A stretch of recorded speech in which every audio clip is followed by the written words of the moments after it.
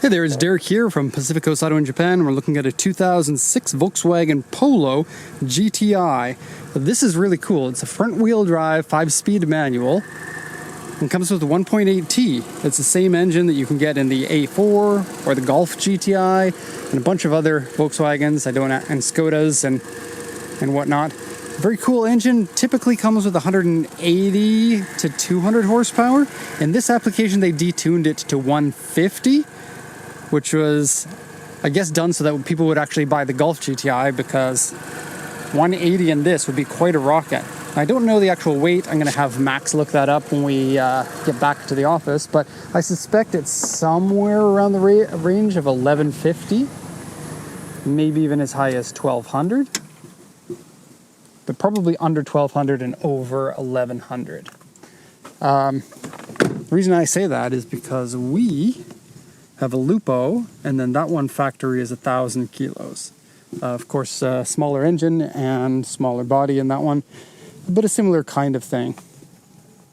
I would love to have this engine in the Lupo. The Lupo is 125 horsepower. This one's 150 from factory, so that extra 25 horsepower would be really nice. And then tunability, because of the turbo. There is a ton of aftermarket support for these all around the world, and it's fairly easy to get parts and knowledge for how to tune them into extra power if you do want that. The one thing I don't know is if this Polo version actually comes with a smaller turbo. There is some reason to believe that that's true, and I don't know exactly how hard it would be if it does have that small turbo to change over to a bigger one. I don't know if fitment is an issue or whatnot. But the engine's fairly compact. It has 5 valves per cylinder too. Not a ton of engines have 5 valves per cylinder. Nowadays it's mostly 4 valves per cylinder. Some cars have 2, some have 3, but the 5 valves per cylinder is very cool. Okay, I'm going to shut the hood. There's really nothing to talk about here. The oil and the coolant are both fine. We'll take a look at the condition of the car, and we'll compare it to the car's auction inspection sheet. Yep, bought from auction. This one's going over to Canada, and this is going to be a really cool car in Canada because we never got the Polo there. And people in Canada love their Volkswagens. Okay, so let's have a look now. This is the auction inspection sheet, so I'll quickly translate this for you. There's not an awful lot to say here, so it should be pretty quick. It's a 2006 Volkswagen Polo 5-door GTI. I believe in some places you can get a 3-door, but I don't think they had them in Japan, maybe. This one is also a right-hand drive. A lot of Volkswagens, Audis, BMWs you can get in left-hand drive or right-hand drive, but it seems the higher market vehicle, the more likely it is going to be in left-hand drive, and the lower market vehicle, the more likely it'll be in right-hand drive. The right-hand drive versions tend to cost less, so they can be great value, and then they are in Canada going to be pretty unique because you're going to have something different from most people there having the right-hand drive in a left-hand drive country. So 5-speed manual, 1800cc engine, auction grade 4, interior C, exterior B. Now the interior C is mostly because of a droopy headliner, and so I'll show you that. It is pretty bad. So the sales points here say this is a dealer trade-in, and it was an auction, like direct to auction, toll collection box, and ESP is, I guess, a traction control. I guess? I don't really know. Power steering, power windows, airbag, ABS, traction control, Navi, right-hand drive, and a dealer trade-in car. Comes with a spare key. Okay, the Navi unit, I don't know why they're even mentioning this, but the Navi unit is an a 550 HDC, and I'm sorry, this is a line I can't read. Whoever bought it is going to get the proper translation from a real Japanese person, not me, who's pretending to be.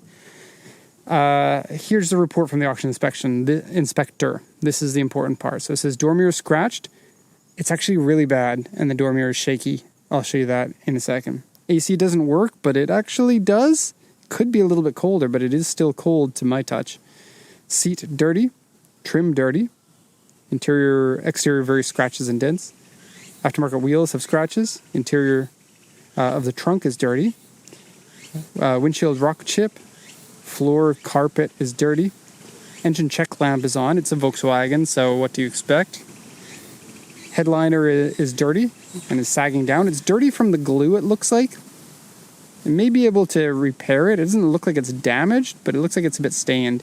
I'm not sure how difficult it would be to repair it. Or you can make it into a race car and just strip all the interior out and you don't have to worry about it. The body's looking pretty clean. We only have very minor scratches. A1 is very, very small. The back has an A2 on the back bumper. That's kind of the biggest area of damage. And then there's foggy headlights and this weird little problem with the windshield. Oh, this guy wants me to move my car because he's going to back up into the neighbor's area. So, point of view driving video. This is me in Japan driving my Japanese car. So JDM. You can hear the tools rolling around in the back. Okay, and we'll just back up here. Okay, a little behind the scenes there. Love this car, by the way. Okay, back to this one. The windshield has a strange delamination issue. It's only about 2 millimeters, or maybe a little bit more up here at the top, up to 5 millimeters. It's a little bit distracting looking, but I don't think it's going to be an issue for drivability. Here you can see it too.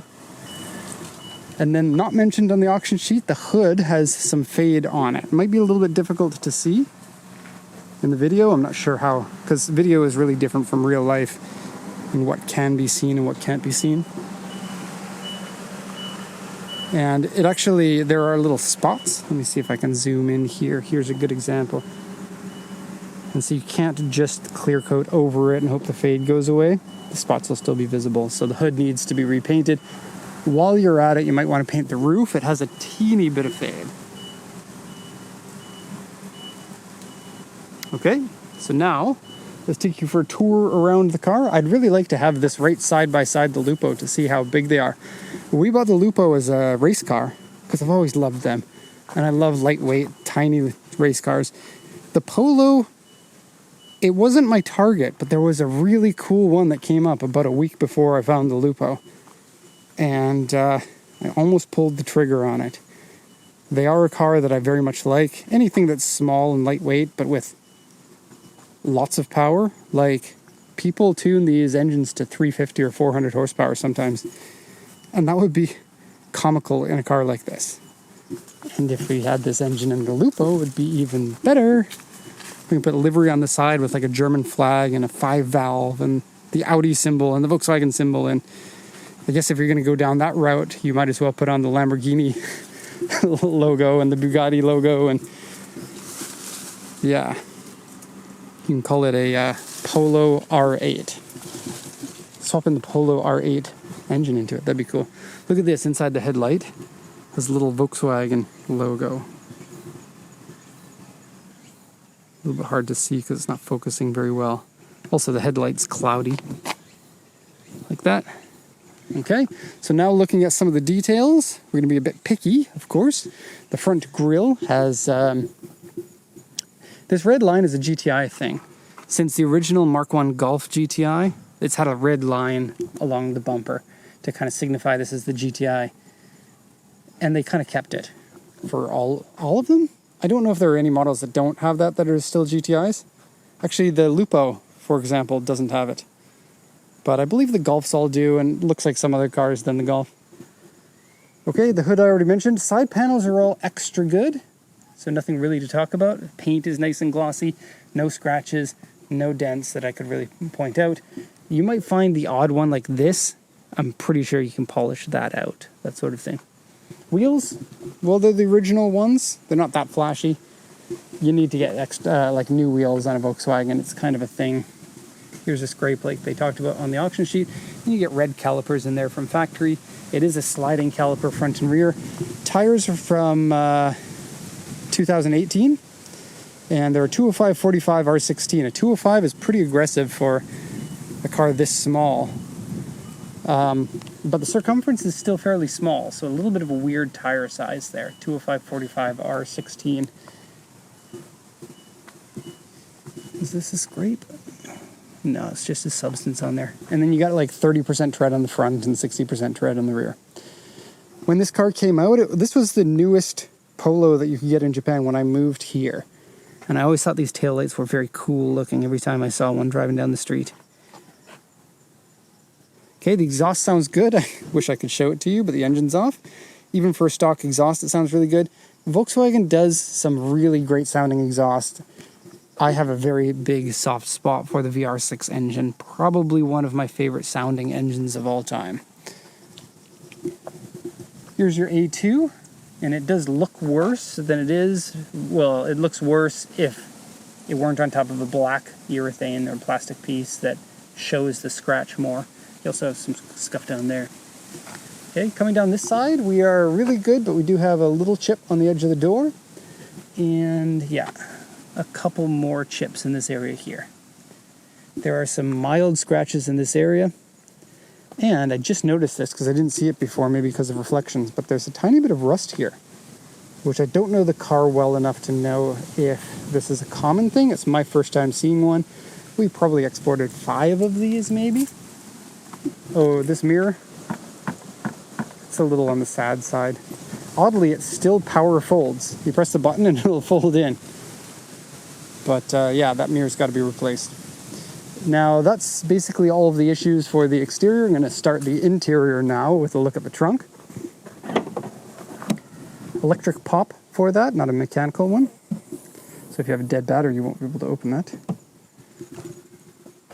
Okay, back liner here, a few scratches on it. Size of the trunk, as you can expect, smaller than Golf, but Volkswagen makes good use of the trunk. You take that tonneau cover out and you can stack things quite high because the back is fairly notch back style, or not a very fast angle.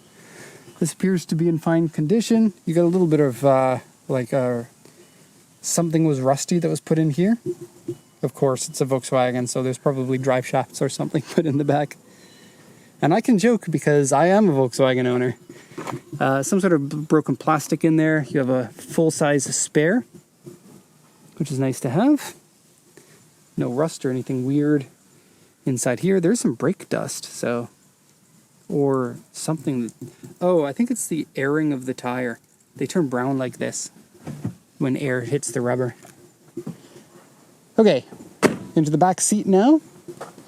More room than a Polo. Also more doors than a Lupo. Polo and Lupo. I kind of wish they kept with the Lupo instead of going to the Volkswagen Up name. Maybe I'm just biased for that one. But fairly easy to get in as far as a 4-door small car goes. You have a fairly large opening here. Okay, door cards look fine. I do like the aluminum door handles. They feel good to actuate. The seats in here? Yes. Plaid seats or tartan seats. You know what's funny? Every province in Canada has an official tartan, like a design from Scottish ancestry. They gave one to each province. So you can go into Wikipedia and you can see what BC or Alberta or Saskatchewan or Manitoba's official tartan is. And then you can get your seats lined with it if you want. Kind of is a Volkswagen thing from the early days of Volkswagen. I love it. Volkswagen people tend to love it. And these ones are no different. They're a really nice pattern. It needs a good vacuum, but it's otherwise not really like stained or anything. Should be pretty easy to clean. You got a couple of shallow cup holders there that look like drinks are falling over. You don't have a fold down pillow. You do. I think you do. I think this can... No, I'm wrong. No fold down pillow in it. That seat's in the full back position, giving you a decent amount of leg room, but this is kind of like a concave section of the seat where your knees can fit. So in a pinch, you can fit adults in the back fairly easily. Oh, got to show you that headliner. Probably the worst part of the car. Okay. Here it is. And yeah, that's fully sagged down style. It's also bunchy around here, bunchy around there, and it looks like some of the glue is coming out. I really don't know what you can do for something like this, and it's really common on Japanese models. If you want to avoid it, they're almost always mentioned on the auction sheet. Sometimes they're not. It is a little bit of a risk. Headliners in Canada for a car that was never available in Canada might be a little bit tricky to find, but by the looks of it, it's not a hard card. And so you can probably just put any kind of fabric that you can, like an upholsterer shop should be able to set you up and fix that. And there's no sunroof, so that's not tricky to deal with. Okay, quick look at the front. Oh, the auction sheet didn't mention the cracked dashboard, did it?